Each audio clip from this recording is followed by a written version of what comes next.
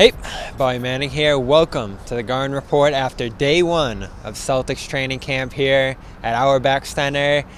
After a pretty ominous media day where Jaylen Brown, Marcus Smart, among others, expressed a lot of frustration, uncertainty, confusion over why Ime Udoka is now the head coach of this team, they bought into their word that they're rallying around interim head coach Joe Mazzulla.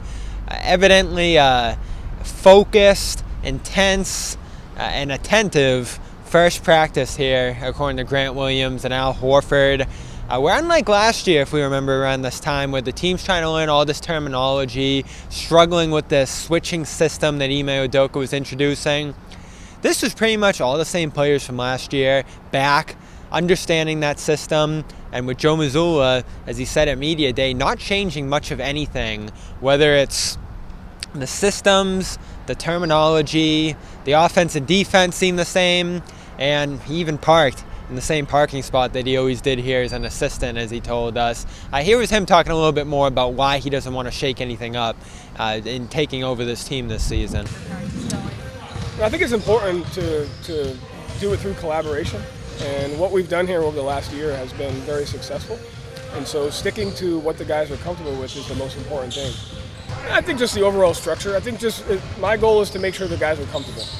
And so as a staff in the past, we've done a great job of doing that. And so if I can collaborate with them on how we're going to go about making them comfortable and then deciding together, where we need to evolve on both ends of the floor is kind of what's going to help us, create our identity.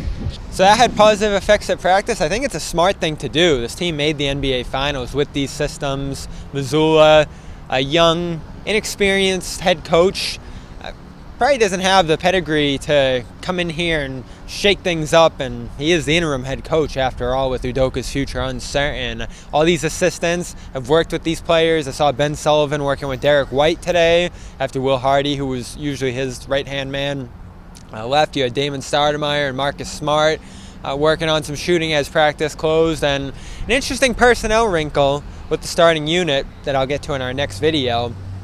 Though Grant said, as we talked to him after practice, that if there was a game today, he thinks the Celtics would be ready to go. That's how sharp, focused, and in alignment they are right now when it comes to the game plan. What did you see from that perspective? Everybody was locked in. Normally you have guys coming to training camp, depending on the year, they might not know the plays. Guys came in, knew the whole playbook. Guys came in ready to start going from decent concepts from the beginning. It was one of those things where everybody was attentive and everybody was ready. You could tell that at the end of the day, everybody's just ready to get back out there and play our first game. We could probably go out there right now and compete at a high level. Of course, here at the Garden Report, brought to you by calm.com/garden. Go over there for 40% off. Premium subscriptions, sleep sounds, meditation, yoga, and more.